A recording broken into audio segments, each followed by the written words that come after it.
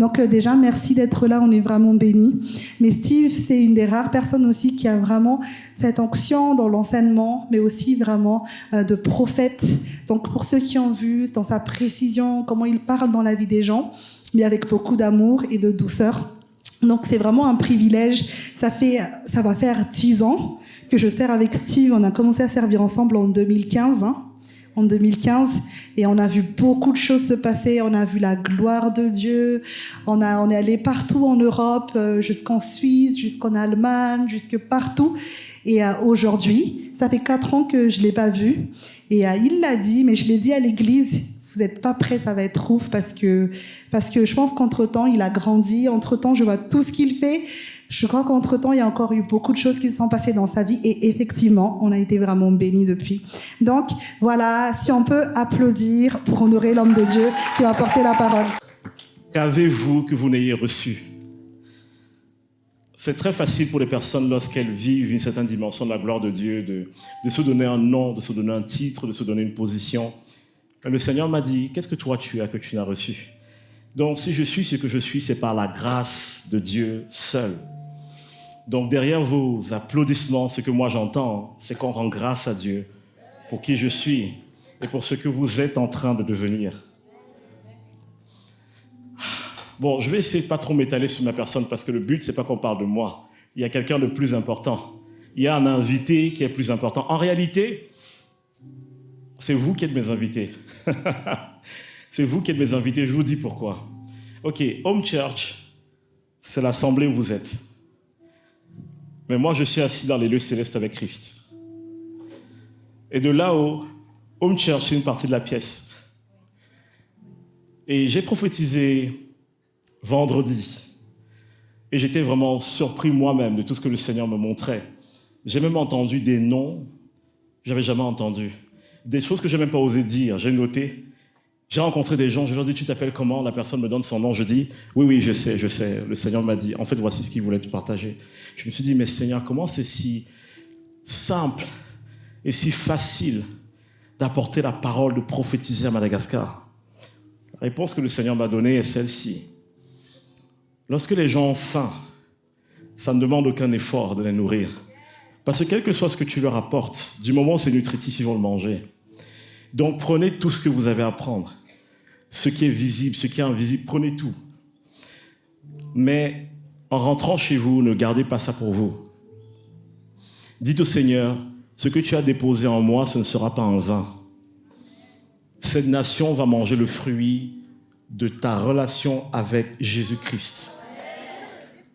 Cette nation va manger le fruit de ta relation avec Jésus-Christ. J'ai tellement de choses à dire, mais pour des raisons de temps, je vais me concentrer sur l'essentiel. Je mets un chrono aussi pour une raison simple. Quand on me connaît très bien, quand on me donne un micro, je peux être là jusqu'à ce soir. Moi, personnellement, je ne serai pas fatigué. Mais je vais vous éviter ça. J'ai prêché énormément sur la grâce. J'ai prêché hier et enseigné hier sur l'identité en Christ. Merci. Sur l'identité en Christ. Sur qui est Jésus-Christ. En fait, qui est Jésus-Christ dès le commencement? Et comment est-ce que toute la parole ne peut être comprise qu'au travers de la lentille de la personne de Jésus-Christ? Pour comprendre n'importe quelle écriture, il faut le voir au travers de Jésus-Christ. Et je prends tellement plaisir à chaque fois que je lis la parole de Dieu, de voir des révélations et des révélations de la personne de Jésus, encore et encore. Pour ceux qui étaient là hier, je vous ai dit, Jésus était caché en toutes choses. On voit la symbolique de Jésus partout. Je vous ai parlé de cette marche qu'Israël a faite dans le désert.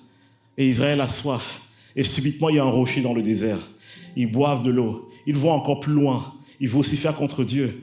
Et ils se retournent, le rocher est toujours là. Est-ce qu'un rocher a des pieds, les amis? Est-ce qu'un rocher marche dans les déserts? Non, mais le rocher les a suivis. Qui est ce rocher qui coule? De quoi coule une source d'eau vive? C'est Christ. Lorsque vous lisez l'histoire de Samson, vous dites, waouh, c'est un homme extraordinaire. Mais Samson a été élevé afin de préfigurer qui? Jésus-Christ. Ruth a été élevée afin de préfigurer qui? Jésus-Christ. Esther, Jésus-Christ. Vous voyez Christ partout dans la parole. Lorsqu'Esther sait que sa nation va être détruite, c'est la préfiguration de nous qui allions être détruits à cause du péché. Esther part 3 jours avec ses servantes. 3 jours de jeûne et elle s'éloigne de tout. Jésus est parti 3 jours. Et quand Jésus est revenu, notre sentence a changé. Esther est partie 3 jours. Quand Esther est revenue, la sentence du peuple a changé. Est-ce que ce n'est pas Jésus aussi qui est dans l'histoire d'Esther? Tout à l'heure, je vous parlais des baptêmes. Jésus-Christ est même dans l'histoire du baptême. Il est présent dans l'histoire du baptême. Jésus-Christ est présent dans l'histoire de David. Jésus-Christ est présent dans l'histoire de n'importe quel personnage. Même les non-chrétiens, Dieu les a utilisés pour être une préfiguration, parce que le Seigneur voulait que la terre entière voie le message et sache que tout a été fait par lui et pour lui.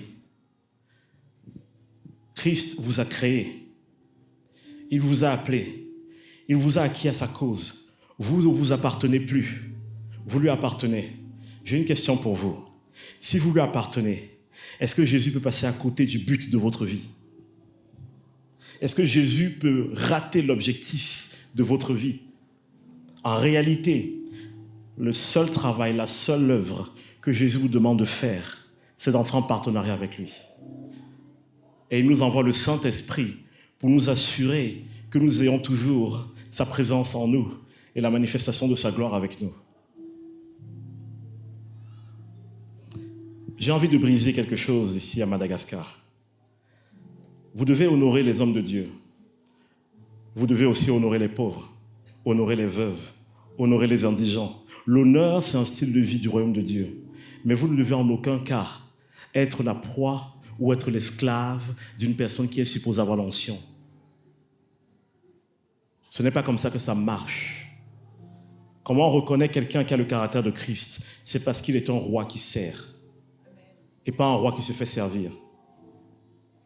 Je le dis parce que je sais que vous êtes spirituel à Madagascar et que vous aimez l'onction, mais vous n'êtes la proie de personne. Dans les nations où on honore les hommes de Dieu au point d'être des paillassons, au point d'abandonner sa propre vie, au point de donner tous ses biens pour l'homme de Dieu, dans ce genre de nation, les gens ne progressent pas. Et je suis désolé si j'offense un homme de Dieu qui est là, mais je viens vous dire une chose. Jésus ne vous a pas rendu libre pour que vous deveniez esclave d'une doctrine, d'une religion, d'une personne, d'une volonté de quelqu'un. J'ai entendu des gens dire, si tu pars de mon église, mon onction ne va plus te couvrir. Je n'ai pas besoin de ton onction. L'onction de Jésus-Christ sur ma vie me suffit. Il est temps que les hommes de Dieu, les femmes de Dieu, qui ont été appelés, mais qui utilisent leur position pour garder le peuple de Dieu en captivité, il est temps que ça cesse. Et vous savez, Dieu est patient. Dieu donne toujours l'opportunité de se repentir. Mais quand Dieu arrive, ce qui se passe est spectaculaire. C'est spectaculaire. Hier, j'ai parlé d'Abraham et de Dieu. La Bible dit que Dieu apparaît à Abraham. Et quand Dieu apparaît à Abraham, qu'est-ce qui se passe? Il lève les yeux, il voit 3 hommes. 3 hommes qui viennent vers lui. J'ai posé une question à ceux qui étaient là. Je leur ai dit, c'est étrange quand même, n'est-ce pas? Parce que Dieu allait quelque part. Pourquoi est-ce qu'il n'est pas allé directement à l'endroit? Il n'est pas apparu directement là où il allait. Et il a apparu d'abord vers chez Abraham et il passe devant Abraham pour qu'Abraham puisse le voir. Pourquoi Dieu est passé devant chez Abraham? Quand Abraham a vu Dieu, qu'est-ce qu'Abraham a fait? Il lui a dit, non, Seigneur, écoute, arrête-toi là, on va manger ensemble, tu vas te reposer. Et Abraham était déjà en train de réfléchir à son plan pour négocier avec Dieu. Abraham, quand il a vu Dieu se manifester, Abraham s'est dit, si lui, il descend, c'est chaud. Si lui, il est descendu en personne, c'est chaud. Il va se passer un truc, les gens ne sont pas prêts. Et quand l'Éternel se tient avec Abraham, l'Éternel dit, j'ai entendu les cris à Sodome. Et je suis descendu pour voir si ce qu'on m'a rapporté était vrai. J'ai une question à vous poser. De là où vous pensez que Dieu ne savait pas ce qui était vrai et faux, et Dieu descend et dit, je suis descendu pour voir. Je voulais voir moi-même. Dieu nous tend des perches, des fois on ne voit pas. Mais Abraham était spécialiste. Il voyait les coups fourrés de Dieu. Et Abraham savait comment aller le chercher. C'est ça l'amitié avec Dieu. Dieu allait quelque part. En fait, Dieu allait détruire Sodome et Gomorrhe. Il était sur le chemin avec 2 anges. Mais il passe pas chez Abraham. Abraham l'a reconnu. Abraham l'a invité. Mais quand on invite Dieu quelque part, Dieu ne repart pas sans laisser quelque chose. S'il vous plaît, dites Amen. Quand on invite Dieu quelque part, Dieu ne repart pas sans laisser quelque chose. Prenez ce qu'il y a à prendre. Ne dormez pas. Dieu savait que Sarah n'avait pas d'enfant, n'est-ce pas? Il était au courant, n'est-ce pas? Je vous ai lu ce matin la promesse qu'il a faite à Abraham. Abraham n'était même pas à autre chose parce que c'était des années avant que ça n'arrive. Dieu passait pour aller accomplir quelque chose. Abraham l'a vu, Abraham l'a invité. Et en partant, Dieu lui laisse un cadeau. Il lui dit, je reviens dans 1 an, à la même période cette année. Ta femme aura un fils. Et il laisse quelque chose. Et pendant qu'il s'en va, Abraham le suit. Et Abraham commence à négocier. Excuse-moi Seigneur, j'ai une petite question à te poser. Imagine, juste suppose, ne te fâche pas, hein, mais suppose qu'il y ait 50 justes. Tu n'as pas détruit quand même toute une ville pour 50 justes. Dieu dit non, s'il y a 50, je ne vais rien faire. Il dit, ok. Imagine juste comme ça. Et si c'est 30, juste 30.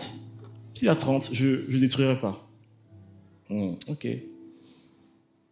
J'ai encore une question, mais ne te fâche pas, je veux juste comprendre. Et 20. Et Abraham est en train de gratter, Abraham est en train de négocier avec Dieu. Il essaie de pousser, jusqu'où je peux pousser. Mais quand il arrive à 10, il bloque. Il ne va pas plus loin.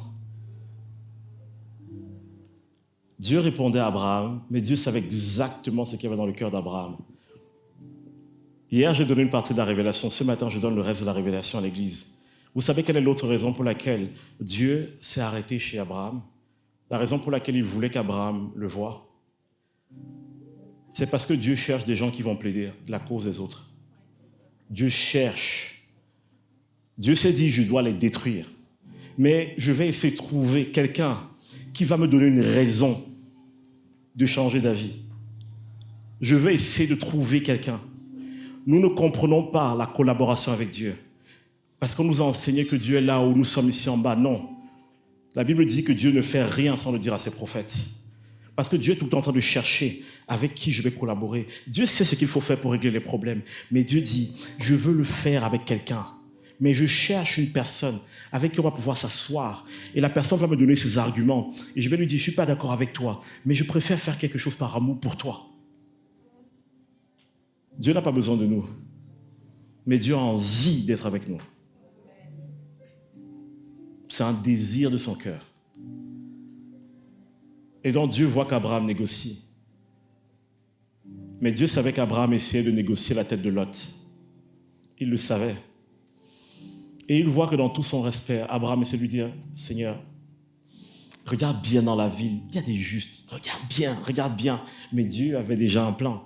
C'est pour ça que les anges qui arrivent, ils entrent dans la ville et la première mission, c'est de faire sortir Lot avant que la destruction n'arrive. Beaucoup de gens ont peur lorsque le Seigneur se lève et vient faire le ménage. N'ayez pas peur. Quand Dieu vient faire le ménage, il envoie des gens, il envoie des anges, il envoie ce qu'il faut. Il dit, sors un peu, sors un moment, j'ai un petit truc à faire. Ferme les yeux, regarde pas. Je m'occupe de ça et après je vois. Il y a une ruine, je n'aime pas prophétiser ce genre de choses, mais les gens qui tiennent le peuple de Dieu en captivité, si vous entendez ce que je vous dis, il y a une ruine qui va descendre sur vous. Les hommes de Dieu, les femmes de Dieu, il y a une ruine qui va descendre sur vous. Libérez le peuple de Dieu. Libérez les enfants de Dieu. Ils ne sont pas à vous.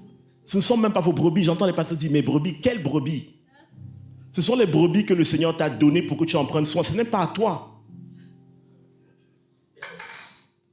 Soyez des personnes remplies d'honneur. Mais s'il vous plaît, ayez aussi de l'honneur pour ce que Dieu a fait de vous. Ne vous laissez pas à la merci de personnes qui vous utilisent pour leur but. Vous êtes précieux aux yeux de Dieu. Vous ne m'entendrez jamais insulter ou dire une parole dévalorisante sur un homme de Dieu, à moins vraiment qu'il y ait une raison. Vous ne m'entendrez pas faire ça. Parce que même si c'est un homme de Dieu ou une femme de Dieu, et que cette personne s'est mal comportée, Dieu va régler la situation. Ce n'est pas mon devoir à moi de lever une parole contre elle, mais je peux lever une parole contre les systèmes qui sont mis en place. Et je peux déclarer que ces systèmes-là commencent à perdre de leur influence. Parce que c'est nous qui sommes là pour manifester le royaume de Dieu. Si ce n'est pas nous qui parlons et qui déclarons ce que doit être le royaume de Dieu, qui va le faire? Ayez toujours de l'honneur envers les hommes et les femmes de Dieu, qu'ils soient au sommet ou qu'ils soient dans la fosse. Mais ne tolérez jamais qu'on ramène l'esclavage dans la maison de Dieu. Ne tolérez jamais qu'on ramène la servitude dans la maison de Dieu. Je vais vous lire une histoire dans Luc 15. Vous connaissez l'histoire du fils prodigue, n'est-ce pas? Pour beaucoup d'entre vous. Mais est-ce que vous avez lu attentivement l'histoire de son grand frère? Luc 15, je lis à partir du verset 17 et je vais sauter des versets pour aller plus vite. Verset 17. Étant rentré en lui-même, c'est le fils prodigue, il se dit, combien de mercenaires chez mon père ont du pain en abondance, et moi ici, je meurs de faim. Je me lèverai, j'irai vers mon père, et je lui dirai, mon père, j'ai péché contre le ciel et contre toi. Je ne suis plus digne d'être appelé ton fils. Traite-moi comme l'un de tes mercenaires. Voilà le plan de base. Je ne suis plus digne d'être appelé ton fils, mais je veux que tu me traites comme un de tes mercenaires, comme un de tes serviteurs, comme un de tes esclaves. Verset 21, c'est le fils qui arrive devant le père, après que le père l'ait recueilli, le père l'a embrassé. Le fils lui dit, mon père, j'ai péché contre le ciel et contre toi. Je ne suis plus digne d'être appelé ton fils. Vendredi, je vous ai dit quelque chose. À ce moment-là, le père lui coupe la parole.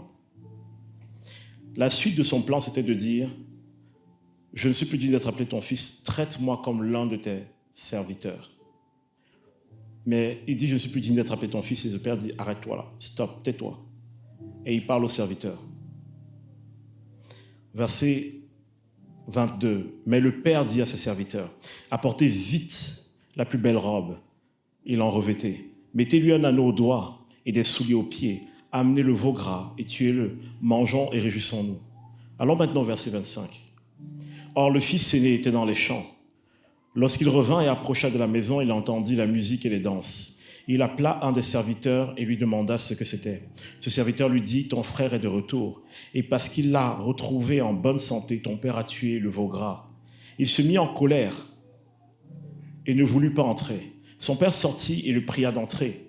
Mais il répondit à son père, voici, il y a tant d'années que je te sers, sans avoir jamais transgressé tes ordres, et jamais tu ne m'as donné un chevreau pour que je me réjouisse avec mes amis. Et quand ton fils est arrivé, regardez bien, il ne dit pas quand mon frère, il dit quand ton fils est arrivé. Celui qui a mangé ton bien avec des prostituées, c'est pour lui que tu as tué le veau gras. Mon enfant, lui dit le père, tu es toujours avec moi, et tout ce que j'ai est à toi. Mais il fallait bien s'égayer et se réjouir, parce que ton frère que voici était mort, et qu'il est revenu à la vie, parce qu'il était perdu, et qu'il est retrouvé. Écoutez bien le problème du frère aîné. Écoutez bien le reproche qu'il fait à son père.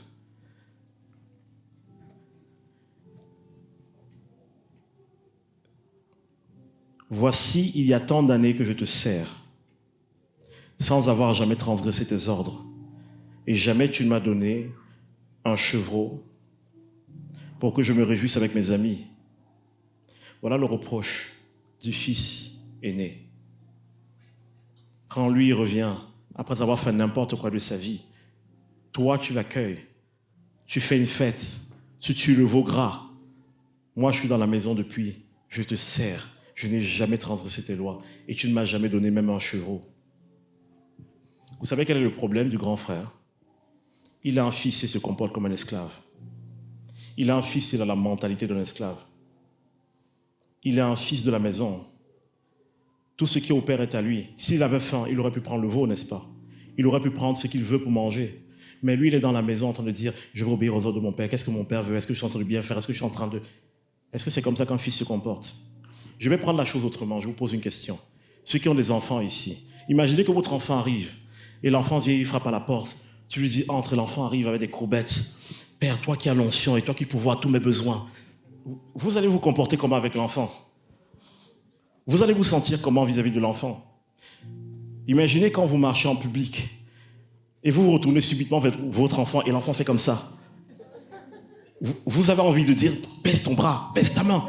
Parce que vous ne voulez pas que les gens sachent que des fois vous lui mettez pas laquelle que... Quel est le parent qui va être à l'aise que son enfant vienne devant lui et se mette à ramper pour avoir quelque chose? Quel est même d'ailleurs le parent consciencieux qui n'a pas déjà pensé à l'avance aux besoins de l'enfant et au fait qu'il doit le nourrir, il doit prendre soin de lui? Le problème, c'est que beaucoup de chrétiens, ils vivent leur vie comme des esclaves. Pourtant, ils sont des fils. Ils sont dans la maison. L'onction est disponible. La faveur est disponible. La révélation est disponible. Tout est disponible. Mais ils sont là, hommes de Dieu, hommes de Dieu.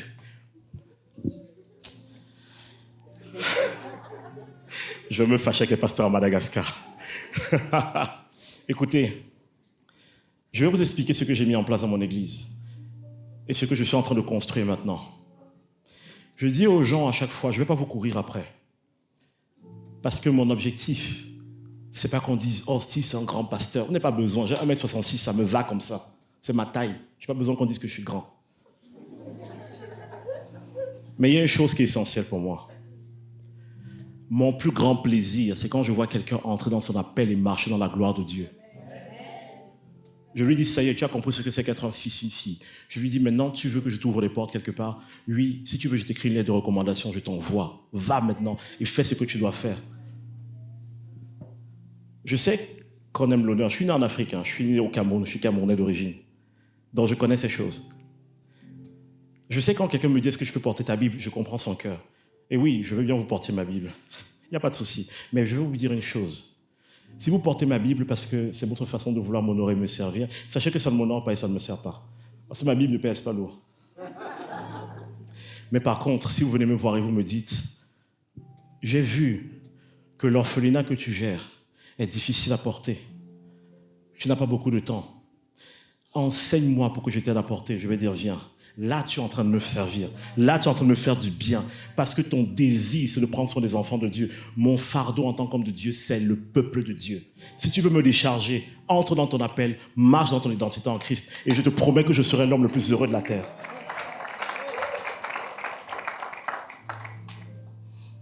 Il y a des gens qui ont besoin d'être entourés de plein de monde pour qu'on dise, tu vois, c'est un grand homme de Dieu. Je n'ai pas besoin d'être entouré par toi. Tu sais ce qui me donne du plaisir? C'est qu'on m'appelle, on me dise, tu connais telle personne? Oui, il m'a dit qu'il est passé par ton église. Effectivement, c'est le cas. Depuis qu'il est ici, c'est en train de changer.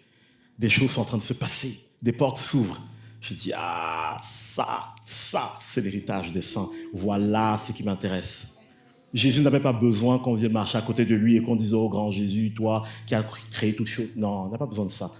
Mais Jésus dit, mais de quelle joie je suis animé quand je vois mes enfants marcher dans la gloire de Dieu. Paul dit, mais de quelle joie je suis rempli quand je vous vois marcher dans la plénitude en Christ. C'est là où Dieu vous attend. Maintenant, vous allez me dire, si je n'ai pas de moyens. Écoute, je sais que tu n'as pas de moyens. Moi qui te parle, je ne suis pas riche. Moi-même, je n'ai pas beaucoup de moyens. Quand je regarde la mission que Dieu me donne, je dis au Seigneur, tu me demandes d'aller prêcher la foi aux gens. Même moi, j'ai l'incrédulité dans mon cœur. Et des fois, vous vous tenez devant des personnes et les gens disent, oh, comment tu fais pour... Hier, j'ai mangé, j'étais au resto avec quelques personnes et quelqu'un m'a dit, pasteur, comment vous faites pour dépasser la peur et tout ça? J'ai souri.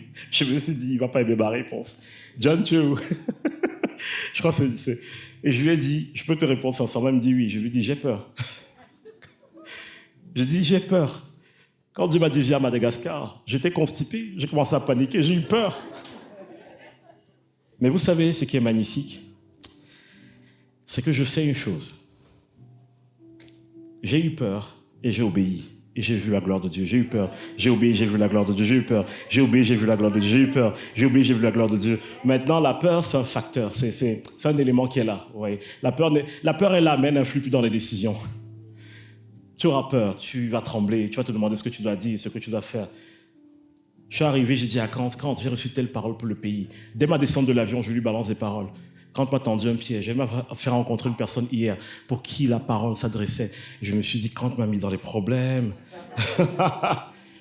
Et après avoir donné la parole, la personne avait juste les yeux qui rayonnaient. Et je me suis dit, Seigneur, tu m'as fait déplacer pour venir libérer une parole qui peut changer toute la destinée des gens. Mais pendant que j'étais en train de parler à la personne, je vous dis honnêtement, j'ai passé mon temps à m'excuser. Vraiment, je ne vais pas vous manquer de respect, je vais pas vous... Mais en fait, il faudrait que je vous dise ceci, moi, dans mon cœur, je suis en train de me dire, qu'est-ce que je fais ici, Seigneur? Donc, il n'y avait aucun prophète à Madagascar pour que tu viennes. Mais ce n'est pas ça la question. C'est pas ça la question. C'est pas une question de est-ce qu'il y a un prophète, est-ce qu'il n'y a pas un prophète. C'est juste que Dieu prend plaisir à être en partenariat avec vous. Et Dieu se dit, ok, moi je cherche quelqu'un avec qui je peux discuter, quelqu'un avec qui je peux dire, bon, tu sais quoi, je t'envoie, va leur dire telle chose et tout. Et si tu n'es pas d'accord, allons on négocie. Dis-moi, comment est-ce que tu vois les choses? Comment est-ce que Dieu cherche des gens avec qui il peut taper la discute? Dieu, à la base, qu'elle a créé l'homme, il s'est répliqué en l'homme. La Bible dit que Jésus est l'image de Dieu invisible. Mais la Bible dit que Dieu a créé l'homme à l'image du Fils. Donc en fait, le Fils, c'est le reflet de Dieu. L'homme, c'est le reflet du Fils. Donc l'homme est le reflet de Dieu. Quand Dieu a créé l'homme, il a créé une famille. Si Dieu voulait des serviteurs, il a des anges qui ne se fatiguent pas. Dieu cherche une famille. Quand vous entrez dans la maison de Dieu, vous êtes dans la maison de votre Père. Est-ce que quand vous êtes dans la maison de votre Père, vous commencez à faire des courbettes, vous commencez à paniquer? Il y a des gens qui m'ont dit, je ne vais pas à l'église parce que je ne me sens pas digne, parce que je vis dans le péché. J'ai envie de dire, écoute, tu es d'accord avec moi que c'est ridicule de te savonner avant d'aller prendre ta douche? Tu ne peux donc pas me dire, je veux être pur pour entrer dans la maison où on va me purifier. Ça n'a aucun sens. Parce que les gens se disent, je dois me tenir devant le Seigneur avec des mains pures. Écoutez-moi très bien, à part Jésus-Christ dans la Bible, il n'y a personne qui a jamais réussi à avoir les mains pures pour se tenir devant Dieu. Mais vous savez ce qui est magnifique, c'est que c'est Dieu qui a trouvé le moyen de les rendre purs pour qu'ils se tiennent devant lui. Briser la mentalité d'esclave. Je vais vous dire une autre chose. Au Cameroun, on se plaint beaucoup du président. Moi, je veux parler du Cameroun parce que je ne veux pas qu'on m'interdise le visa pour avril. Je rigole, monsieur le président, si vous voyez ça. Mais je vais vous parler du Cameroun. Au Cameroun, on se plaint tout le temps des autorités, tout le temps. Le président n'a pas fait ça, le maire n'a pas fait ça, le ministre n'a pas fait ça, tout le monde se plaint. Et moi aussi, j'étais de ceux qui se plaignaient tout le temps. Vous savez ce que le Seigneur m'a dit un jour? Le Seigneur m'a dit, est-ce que ce pays t'appartient? Je lui ai dit oui. Il me dit très bien. Tu as besoin de la permission de quelqu'un pour faire du bien aux gens dans le pays? Tu as besoin de la permission de quelqu'un pour dire, ok, je vais monter telle entreprise, faire telle chose pour relever le pays? Et le Seigneur me dit, va parler à ton père, il a des choses à te dire. Je vais voir mon père, papa, il y a tel truc qui me travaille. Et mon père a explosé de rire. Il me dit, assieds-toi, je te raconte une histoire. Mon père dit, tu vois le quartier où on vit? Je dis oui. Il dit, l'eau et l'électricité sont arrivées ici grâce à moi. Tous les gens qui vivent ici ont l'eau et l'électricité grâce à moi. On a envoyé des lettres, on a fait des demandes, personne n'est venu. Ça a énervé mon père. Mon père a dit, ok, pas de souci. Il a acheté des billes de bois. Il a planté des poteaux électriques. Il a fait tirer des câbles. Il a fait rentrer l'eau dans le quartier. Ils ont bossé tous les week-ends. Les hommes du quartier creusaient le sol pour faire passer des tuyaux. Ils ont tiré l'eau jusqu'à chez eux. Et maintenant, tout le monde vit avec l'eau courante. Tout le monde vit avec l'électricité. Pendant que certains sont assis en disant, demandez aux autorités de faire ceci. Demandez, écoutez-moi les amis, est-ce que Madagascar est à vous? Est-ce que Madagascar est votre héritage? Si Madagascar est votre héritage, pourquoi vous demandez la permission pour faire les choses? Pourquoi vous demandez la permission pour faire du bien? Ne vivez pas avec cette attente de « il faut que quelqu'un vienne me sauver ». Vous êtes la réponse aux prières de Madagascar. C'est comme ça qu'un fils pense. J'ai étudié l'histoire des grandes familles françaises qui ont passé leur héritage. La famille Leclerc, par exemple. La famille Dassault. C'est impressionnant. Vous vous dites, mais comment c'est possible que depuis 300, 400 ans, ces familles ont une richesse qui est toujours en train d'être passée de père en fils? Vous savez pourquoi? Parce que les pères n'éduquent pas seulement leurs enfants à tenir leurs finances, ils éduquent leurs enfants à des visionnaires, à réfléchir, à voir les besoins du monde et à apprendre à répondre à ces besoins-là. Le patron de LVMH, à la base, il n'était pas patron de LVMH. Il n'avait qu'une seule des grandes marques françaises. Il a appelé son fils, il lui a dit, bientôt je te passe ce relais, qu'est-ce que tu vas faire? Son fils lui a dit, je veux que toutes les entreprises avec qui on travaille atteignent le même niveau d'excellence. Il a commencé à réfléchir à comment on élève des gens à un certain niveau d'excellence. Il a racheté toutes les entreprises, c'est devenu LVMH. Il a élevé le standard et aujourd'hui c'est une référence mondiale. Et ce que j'ai remarqué, c'est qu'à chaque génération, celui qui prend le relais voit la situation actuelle et devient la réponse à un besoin. Voilà pourquoi ces entreprises perdurent, parce qu'elles sont pertinentes, parce qu'ils ne demandent pas la permission aux gens pour faire du bien. Ils réfléchissent et ils font ce qu'ils ont à faire. Maintenant, on peut discuter et se dire, ce qu'ils font, c'est peut-être du gaspillage. Chacun a son avis là-dessus. Mais je vais vous dire une chose.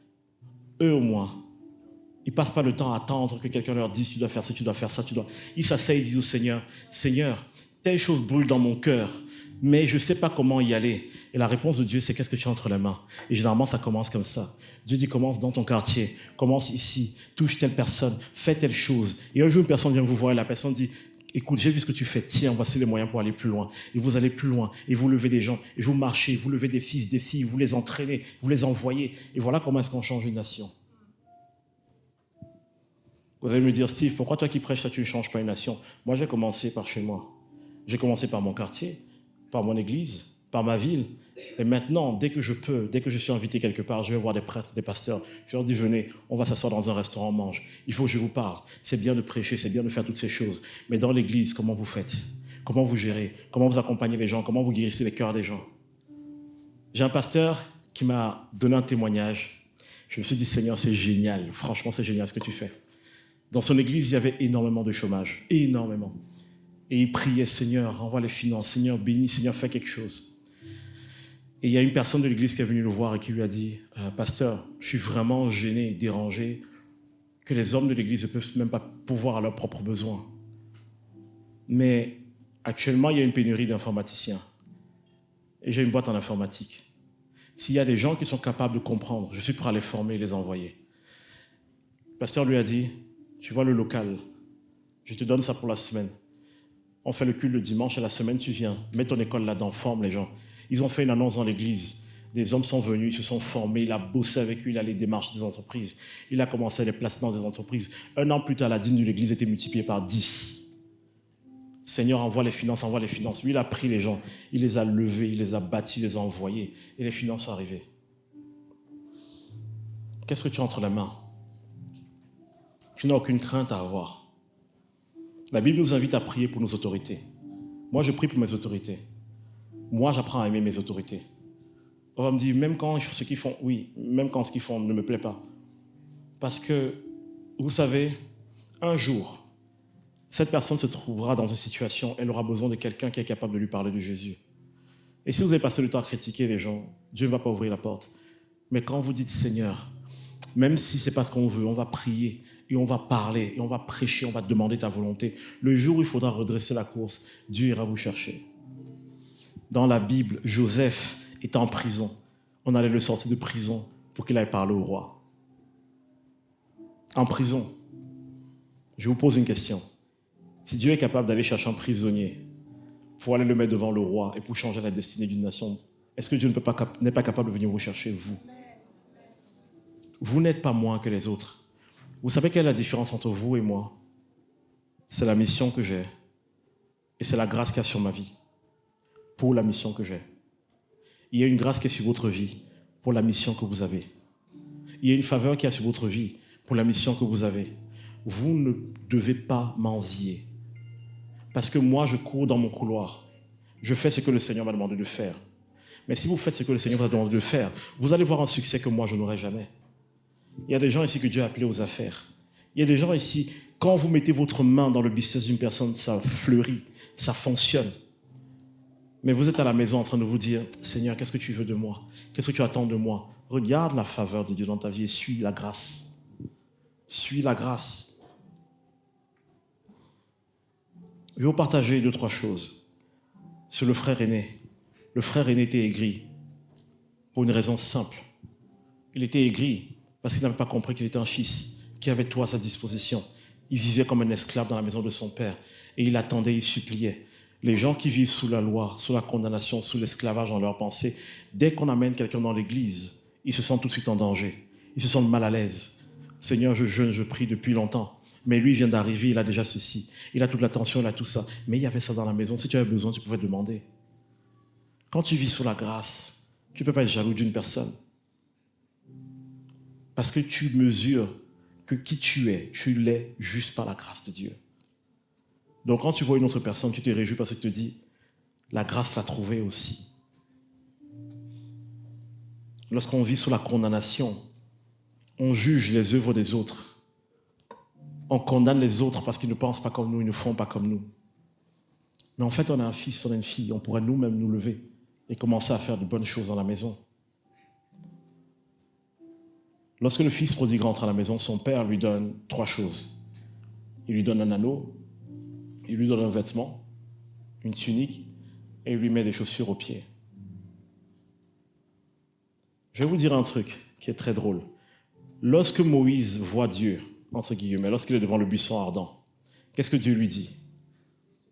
Enlève tes souliers. Quand le fils prodigue rentre à la maison, qu'est-ce que le père fait? Il lui met des souliers. Moïse, dans toute sa splendeur, ne pouvait pas entrer dans une terre sainte. Même quand Moïse a pris le peuple d'Israël, ils ont marché ensemble. Quand ils sont arrivés devant la terre promise, Dieu lui a dit, toi, arrête-toi ici, c'est Josué qui continue. Moïse ne peut pas vous faire rentrer dans la terre promise. La loi ne vous permettra jamais d'entrer dans les promesses de Dieu. Josué, c'est celui qui a fait entrer Israël sur la terre promise. Vous savez comment dit Josué en hébreu? Yehoshua. Vous savez comment dit Jésus en hébreu? Yeshua. C'est la même racine. Dès qu'il fallait entrer dans la terre promise, il a dit à Moïse, toi tu t'arrêtes là. C'est Dieu qui est salut qui va le faire entrer. Le fils prodigue rentre à la maison avec toutes ses fautes, tous ses péchés. Dieu lui met les sandales. Entre sur la terre promise. Tu es le bienvenu sur la terre sainte. Moïse était un homme. Dieu lui dit, enlève tes sandales. Enlève tes souliers. La deuxième chose qu'on lui donne, c'est un anneau, qui est le symbole de l'appartenance.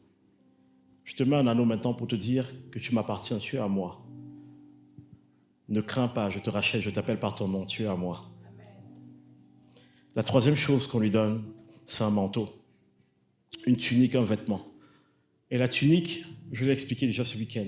Chez les Juifs, c'était la symbolique de l'identité, de la fonction et même de la condition. Quand vous étiez un mendiant ou un malade, vous aviez une couleur de manteau qu'on vous donnait. Lorsque vous aviez certains types de métiers, vous avez un genre de manteau qu'on vous donnait. Lorsque vous étiez dans les hautes sphères, vous aviez un autre type de manteau que vous portiez. Donc lorsque le Père lui donne un manteau, il lui dit, je te restaure dans ton identité, dans qui tu es. Je te mets un anneau pour te dire que tu m'appartiens. Et tu as le droit maintenant d'entrer sur la terre sainte. C'est ce qu'il a fait avec chacun d'entre vous ici. Ne vous disqualifiez pas, ne restez pas dehors. Entrez dans la maison. Quelle est la différence entre un fils et un esclave? Dans l'identité, le fils a reçu l'esprit d'adoption. Il a accepté qu'il est adopté. Il sait qu'il est dans la maison, il sait qu'il est aimé par le Père. Vous savez, beaucoup d'enfants qui sont adoptés ont parfois un temps d'adaptation parce qu'ils ne comprennent pas. Ils regardent leurs parents parfois et ils se disent « Je ne suis pas à ma place, je ne leur ressemble pas, je ne suis pas ci, je ne suis pas ça. » Ils ne comprennent pas encore la profondeur de ce qui vient de se passer. En fait, quand on adopte un enfant, on se lève, on prend ses propres moyens, on va chercher un enfant qu'on décide d'aimer. Parfois, quand on adopte, on ne comprend pas ce que ça signifie. Dieu vous a adopté. Ça veut dire que Dieu est venu, il vous a vu, il vous a regardé. Il a dit, je prends. Je les prends avec moi. Un fils sait qu'il est adopté. Il marche dans la maison de son père avec cette conviction qu'il est adopté. Galates 4, 6 dit ceci. Et parce que vous êtes fils, Dieu a envoyé dans nos cœurs l'esprit de son fils, lequel crie « Abba, Père ». Un fils comprend que son lien avec Dieu, ce n'est plus un lien de serviteur à maître, mais c'est un lien de fils à père, de fille à père. Moi, je vais aller encore plus loin. Abba, c'est même pas seulement père, c'est papa. C'est père de façon affective. L'esclave ou le serviteur, il n'a pas cette intimité. Il vit toujours dans la crainte. Il n'a aucune assurance. J'ai appris qu'il y avait des gens qui allaient à l'église et qui n'avaient pas l'assurance de leur salut. L'esclavage. C'est une mentalité d'esclavage qu'on a mise sur vous. C'est quelqu'un qui vous garde dans l'esclavage. Sortez. Allez quelque part où vous êtes nourri spirituellement. Quelque part où vous grandissez. Quelque part où le Seigneur peut parler dans votre vie et changer vos cœurs. Ce n'est pas un reproche que je vous fais. Ce n'est pas de votre faute. Il y a quelque temps encore, moi-même, je n'étais pas convaincu de mon identité en Christ. Et j'ai commencé à marcher avec des gens comme Kant, qui m'ont jeté dans des situations où j'étais obligé de m'attendre à Dieu. Et je me suis dit, en fait, ça marche. Oui, moi aussi, je suis entré dans la maison avec une mentalité d'esclave. Je me suis rendu compte que j'étais fils. Un esclave ne vit pas avec une assurance. Un serviteur ne vit pas avec une garantie.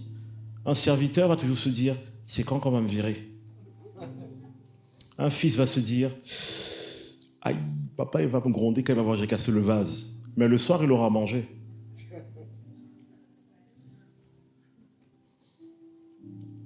Un fils agit dans la liberté que donne la grâce de Dieu. Un serviteur est soumis à une loi, à des commandements. Si je ne fais pas ceci, alors cela. Si je ne suis pas comme ça, alors ceci. Vous savez que certains d'entre nous pouvons être esclaves de nos parents. Si ton père ne dit pas telle chose, alors peut-être que tu ne vas pas avancer dans la vie. Je vais vous dire quelque chose de sincère. Ce n'est pas le but, mais je peux vous enseigner vraiment sur la relation parent-enfant dans la Bible. Il y a des parents qui abusent vraiment de leurs enfants, mais ils ne se rendent même pas compte. Le but d'un parent, c'est d'élever un enfant, de le propulser dans la vie, pas de le retenir, pas de le garder en captivité. Si tu n'épouses pas la personne que je veux, si tu ne fais pas ce que je veux, si tu ne fais pas les études que je veux, si tu ne penses pas comme je veux. Vous savez que beaucoup de personnes comprennent mal le texte qui dit « éduque un enfant selon le chemin qu'il doit suivre ». Éduque un enfant selon le chemin que cet enfant doit suivre, pas selon le chemin que tu penses qu'il devrait suivre. En d'autres termes, quand Dieu te donne un enfant, demande au Seigneur, tu avais prévu quoi pour cet enfant? De sorte que je l'éduque dans ce que tu avais prévu pour lui. Quand vous êtes un enfant, vous avez cette conscience-là que la grâce de Dieu est avec vous.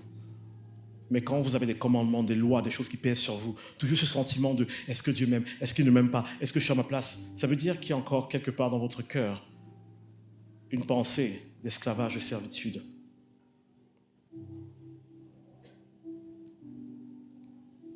Un enfant s'attend à un héritage. Bon, parfois ça fait des enfants pourri gâtés, mais un enfant s'attend à un héritage. Un serviteur n'hérite pas. Combien de fois dans la Bible on voit vous êtes héritier, vous êtes co-héritier, vous êtes héritier, vous êtes co-héritier. Quand vous êtes l'enfant de la maison, on met votre nom sur le testament. Des fois, même les parents mettent les noms des enfants sur le testament à contre-cœur. Hein. C'est juste parce qu'il est l'enfant. Mais le parent dit vraiment celui-ci. Mais comme c'est l'enfant, il faut quand même que je lui laisse quelque chose. Mais tu es l'enfant. Le serviteur ne peut pas espérer ça. Quand on voit un serviteur qui reçoit la fortune de son maître, on fait « Waouh, quelle chance !» C'est une exception, parce que ce n'est pas dans la norme des choses. Tout ce qui est à Jésus est à vous. Tu es dans la maison. Si tu voulais, tu pouvais te servir. Si tu voulais guérir les malades, tu pouvais apprendre. Si tu voulais chasser les démons, tu voulais apprendre. Si tu voulais l'esprit de sagesse, tu pouvais l'avoir. Si tu voulais telle ou telle chose, tu pouvais demander au Seigneur, il te donnerait. Mais si tu es dans la maison en te disant « Seigneur, est-ce que vraiment, quel est mon appel, Seigneur? Où est-ce que tu m'envoies ?» Arrêtez avec ces histoires d'appels 2 secondes. On est trop concentré sur les appels. Parce qu'en réalité, derrière, ce qui se passe, c'est qu'on veut contrôler notre destinée, notre trajectoire. Deviens un fils, deviens une fille. L'appel va devenir une évidence à tes yeux. Comment je sais que c'est Dieu qui m'a appelé à enseigner? J'ai d'abord appris à être un fils. Et je me suis rendu compte qu'il y a des grâces qui se manifestaient seules. J'ai découvert comment Dieu était en train de me tailler. Et j'ai suivi la grâce. Et c'est cette grâce qui me porte, qui ouvre des portes pour moi, qui m'accompagne, qui me maintient. Ce n'est pas mes efforts. La motivation d'un fils, c'est l'amour. Il obéit parce qu'il aime ses parents. La motivation d'un serviteur, c'est le salaire. C'est vrai. La motivation d'un serviteur, c'est le salaire. C'est pour ça que les chefs d'entreprise me comprendraient. Parfois, quand vous sentez que ça rame un peu, si vous mettez un peu une prime quelque part, tout de suite, la performance change. Parce que c'est ça, être serviteur. Disons-nous la vérité. Mais un fils ne bosse pas pour son père pour une question d'argent. Et un enfant qui se met à bosser pour son père pour une question d'argent, c'est un enfant qui n'a pas compris qu'il est aimé. Quand vous voyez des enfants qui veulent renverser les parents, ils n'ont pas compris qu'ils sont aimés. Pourquoi tu veux renverser ton père? Ce qui est à lui est à toi. Tu es dans la maison. Si tu veux, tu peux prendre. Pourquoi avoir besoin de renverser les parents? Parce que quelque chose dans le cœur n'a toujours pas été comblé, satisfait. Dans le royaume de Dieu, un fils, une fille reçoit la dignité et elle est, et où il est, ils sont collaborateurs avec Jésus. On parle de collaboration avec le Saint-Esprit. Mais un esclave se sent toujours subordonné, toujours soumis, toujours dans l'écrasement. Et vous savez pourquoi les gens aiment rester comme serviteurs? Parce que les gens ont peur d'embrasser la liberté en se disant, si je suis trop libre, je vais faire n'importe quoi. Mentalité d'esclave. Ce que je prêche, je vous le dis, je le prêche aussi en France. Parce que nous aussi, on a nos esclaves à leur manière. Ici, les gens sont esclaves d'une culture et d'une façon de penser. Chez nous, les gens sont esclaves de leurs émotions. Tu prêches l'évangile à une personne, la personne te dit, mais moi, je ne ressens pas ça comme ça. Je ne t'ai pas demandé ce que tu ressentais. Maintenant, vous savez ce qui est magnifique. Dieu n'a pas attendu que vous soyez parfaits en toutes choses. Il vous a proclamé fils et filles. Et maintenant, il va vous apprendre à marcher dedans. Il y a des gens qui m'ont demandé tout ce week-end, je ne sais pas ce que le Seigneur attend de moi. Qu'est-ce qu'un père attend de sa fille? Qu'est-ce qu'un père attend de son fils? Soyons honnêtes, qu'est-ce qu'un parent attend de son enfant? Un bon parent attend que son enfant soit épanoui. Un bon parent attend que son enfant soit heureux. Que son enfant s'accomplisse. Un bon parent n'attend pas que son enfant accomplisse une liste de tâches. Fais ceci, fais cela, fais ceci, fais cela. Votre valeur n'est pas dans la quantité d'œuvres que vous accomplissez. Elle est dans l'amour que Dieu vous porte. Et si vous vous nourrissez de cet amour, vous accomplirez beaucoup plus de choses que si vous essayez d'obéir à des règles et à des lois. Souvenez-vous de ce que j'ai dit au début. Nous sommes dans l'honneur. Nous honorons toute personne parce que toute personne est à l'image de Dieu. Homme de Dieu, mendiant, nous honorons tout le monde. Mais nous sommes nous-mêmes fils et filles de Dieu. Et nous avons été appelés à porter des choses. Vous n'avez pas besoin de demander la permission pour faire le bien. Si Madagascar est votre héritage, prenez soin de votre héritage. C'est à vous de le faire. Et les gens qui ne connaissent pas Christ, lorsqu'ils verront la gloire de Dieu briller sur vous pendant que vous prenez soin de cet héritage, eux-mêmes voudront entrer dans cette faveur.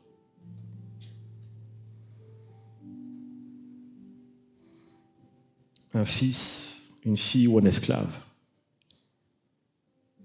Moïse, le représentant de la loi, malgré toutes ses œuvres, n'a pas pu entrer dans l'héritage. Il n'a pas pu. Et vous et moi, qui n'avons peut-être encore rien accompli ou pas de choses significatives, Dieu dit, je te donne ça gratuitement.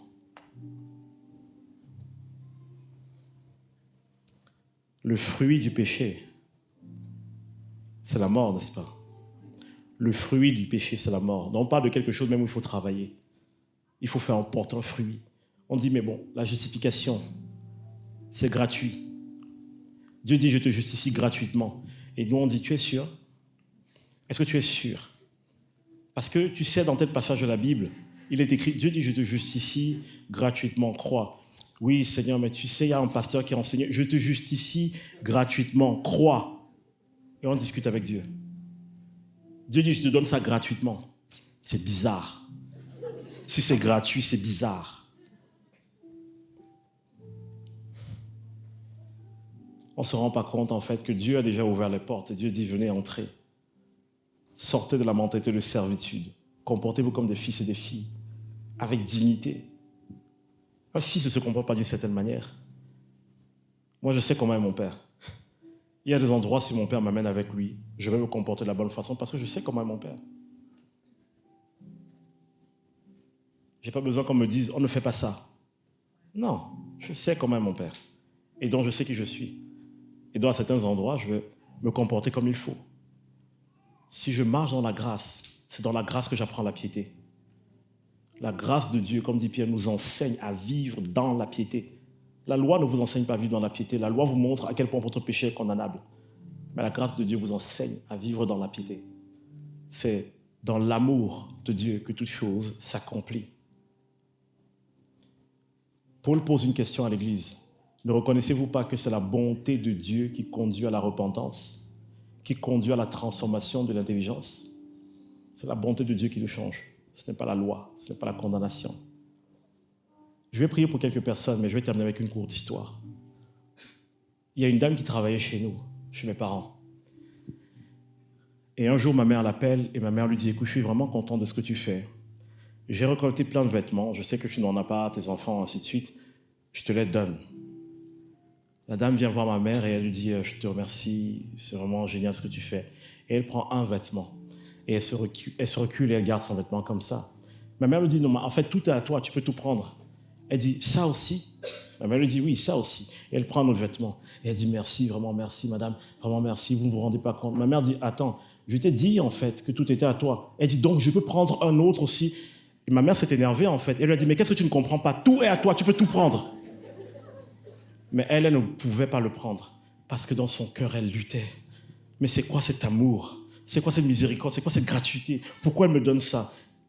Elle veut me sacrifier. Je peux dire ça en Afrique. Si je dis ça en France, on ne va pas comprendre. Ma mère lui avait donné un tas de vêtements. J'ai dû venir prendre des sacs plastiques, tout mettre dedans et lui dire « Arrête avec ça, prends !»